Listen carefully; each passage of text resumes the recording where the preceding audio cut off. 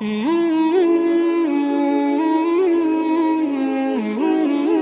دیتی تھی. سنو، اسلام سے بھاگنا بھی چاہے تو حضور اکرم صلی اللہ علیہ وسلم نے اپنے ہر امتی کو داعی بنایا تھا. اس امت کا کام یہ نہیں تھا کہ کوئی کونا سنبھال کر بیٹھ جاؤ اور اپنے دین اور اپنے ایمان کو بچا لو. اس امت کا کام نہیں تھا. مولانا یوسف صاحب رحمۃ اللہ علیہ کے کس سوانح میں حضرت کا خط چھپا ہوا ہے، اس میں حضرت نے لکھا کام کرنے والوں کو کہ اگر اپنی ذاتی ترقی چاہتے ہو جو عموم کے تابع ہے تو کونے سنبھال لو، اور اگر دنیا میں عالمی دینی انقلاب چاہتے ہو تو صحابہ کی طرح اپنی مدینہ منورہ کی فضائل کے باوجود، مدینہ منورہ کے فضائل کے باوجود مدینے کی تنہائیوں کو قربان کر کے صحابہ کی طرح اللہ کے راستے میں نکلو. یہ ادنا خط میں کام کرنے والوں کو لکھا تھا. وہ خط چھپا ہوا ہے حضرت کی سوانح میں کہ اگر اپنی ذاتی ترقی چاہتے ہو تو کونے سنبھال لو، تو کونے سنبھال لو، اور اگر عالمی دینی انقلاب چاہتے ہو کہ عالم میں دین قائم ہو تو صحابہ کی طرح اپنی تنہائیوں کو قربان کر کے اللہ کے راستے میں نکلو. تو میں نے عرض کیا کہ اس امت کی ذمہ داری یہ نہیں ہے کہ اپنی ذات سے عمل کریں اور دوسروں کو ان کے حال پر چھوڑ دیں، بلکہ ابوبکر صدیق رضی اللہ عنہ نے آیت کے اس مفہوم کے خلاف خطبہ دیا کہ لوگوں تم لوگ کہتے ہو علیکم انفسکم لا یضرکم من ضل اذا اهتدیتم کہ بھائی اپنا اپنا کام کرو، اپنا اپنا فکر کرو، دوسروں کو چھوڑو. فرمایا اس آیت کا مطلب ہرگز یہ نہیں ہے. اس آیت کا مطلب ہرگز یہ نہیں ہے. اگر یہ امت دوسروں کو بھلائی کا حکم نہیں کرے گی اور برائی سے نہیں روکے گی تو جو عذاب آئے گا غلط کرنے والوں کی وجہ سے وہ عذاب ان پر بھی آئے گا جو اللہ کا کوئی حکم توڑنے والے نہیں تھے. اصل میں نجات کو دعوت میں منحصر کیا گیا تھا. یہ بات سمجھنے کے زمانے میں بہت مشکل ہے.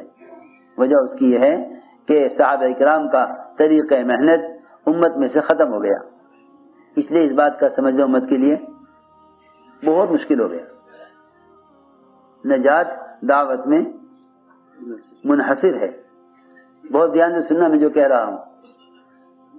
نجات دعوت میں منحصر ہے، دعوت کے بغیر نجات نہیں ہوگی.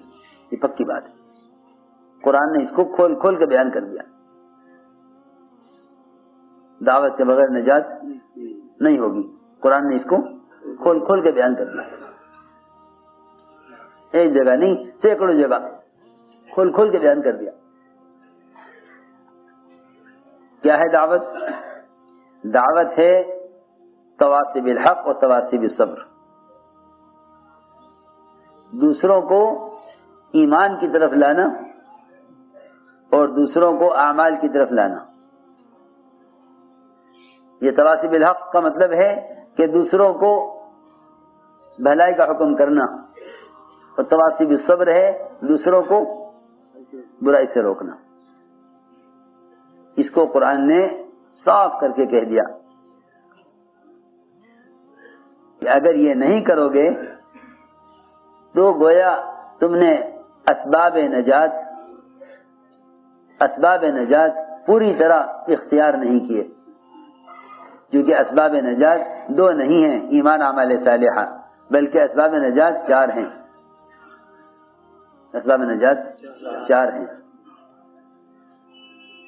مفتی شفیع صاحب رحمۃ اللہ علیہ، اللہ تعالی غریق رحمت کرے اور اونچے درجہ عطا فرمائے، دعوت کو ایسا کھولا ہے مفتی صاحب نے کہ امت کا بھولا ہوا سبق یاد دلایا اور امت کو امت کا فرض منصبی یاد دلایا ہے. اور صاف لکھا مفتی صاحب نے کہ ایمان اور اعمال صالحہ صرف دو نہیں ہیں اسباب نجات، بلکہ اللہ نے اسباب نجات چار بیان کیے ہیں: ایمان، اعمال صالحہ تواصی بالحق تواصی بالصبر. ایمان لانا، اعمال صالحہ کرنا، دوسروں کو ایمان اور اعمال صالحہ پر آمادہ بھی کرنا، دو کام یہ بھی ہیں اس کے ساتھ. یہاں تک لکھا ہے کہ اگر کوئی شخص خود عمل نہ کرنے کی وجہ سے، کوئی شخص خود عمل نہ کرنے کی وجہ سے دوسرے کو عمل کا حکم نہ کرے، یا کوئی شخص خود گناہ کرنے کی وجہ سے دوسروں کو اس گناہ سے نہ روکے، تو فرمایا کہ یہ ایسا ہے جیسا کوئی شخص نماز چھوڑنے کی وجہ سے روزہ بھی چھوڑ دے.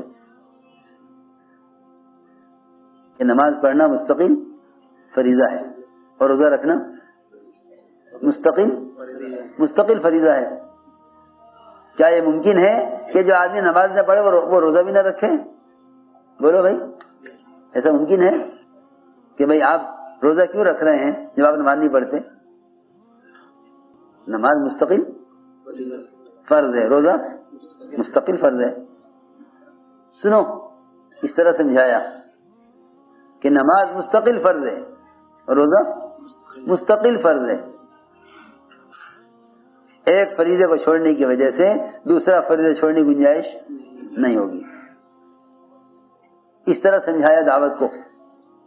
ایک ایک امتی کو جا کر دعوت دینا، ایک ایک امتی کو منکر سے روکنا، یہ اس کی اپنی نجات کے لیے ضروری ہے. اگر یہ نہیں کر رہا ہے تو باوجود اس کے اللہ تعالیٰ کی اس کی عبادت کرنے کے اور اللہ تعالیٰ کی حکموں پر چلنے کے، نہ ماننے والوں پر جو عذاب آئے گا اس سے عبادت کرنے والے بھی بچ نہیں سکیں گے. یہ تو حدیث میں کھول کے بیان کر دیا، حدیث میں کھول کے بیان کر دیا کہ اللہ عذاب سب پر لانے گے. صحابی حدیث کے بیان کرتے ہوئے کہتے ہیں کہ میرے دونوں کان بہرے ہو جاویں، میرے دونوں کان بہرے ہو جاویں اگر میں نے حضور اکرم صلی اللہ علیہ وسلم کو یہ فرماتے ہوئے نہ سنا ہو. فرماتے ہوئے نہ سنا ہو تو میرے دونوں کان بہرے ہو جائے. یعنی اس روایت کو بیان کر کے کہ اللہ تعالیٰ عذاب سب پر لاویں گے، نجات صرف ان کو ملے گی، نجات صرف ان کو ملے گی جو دوسروں کو برائی سے روک رہے ہوں، ان کو نجات ملے گی. سنو، ایک جماعت چلی دعوت دینے کے لیے، ان لوگوں کو دعوت دینے کے لیے جن کی ہلاکت کا اللہ نے فیصلہ کر لیا تھا. روزانہ سنتے ہو منتخب میں نے روایت بھی نقل کی ہے اور اس سے متعلق روایتیں بھی نقل کی ہیں، اور قرآن کی آیت بھی لکھی ہے. تو اس قوم کے نیک لوگوں نے کہا کہ بھئی کیا فائدہ اس کام کے کرنے سے؟ سنو، کیا فائدہ وہاں جا کر دعوت دینے سے ان کو، کیونکہ اللہ تعالی نے ان کی ہلاکت کا فیصلہ کر لیا. اسی طرح کہا لِمَ تَعِظُونَ قَوْمًا اللَّهُ مُهْلِكُهُمْ، کہ تم کیوں جا کر نصیحت کر رہے ہو ایسے لوگوں کو جن کو اللہ نے ہلاک کرنے کا اور عذاب دینے کا فیصلہ کر لیا. اب کیا فائدہ ان کو دعوت دینے سے؟ دعوت دینے والوں نے کہا کہ ہم تو اس لیے ان کو دعوت دینے کے لیے جا رہے ہیں کہ ہم اللہ کے یہاں اپنی ذمہ داری کو پورا کرنے والے سمجھے جائیں.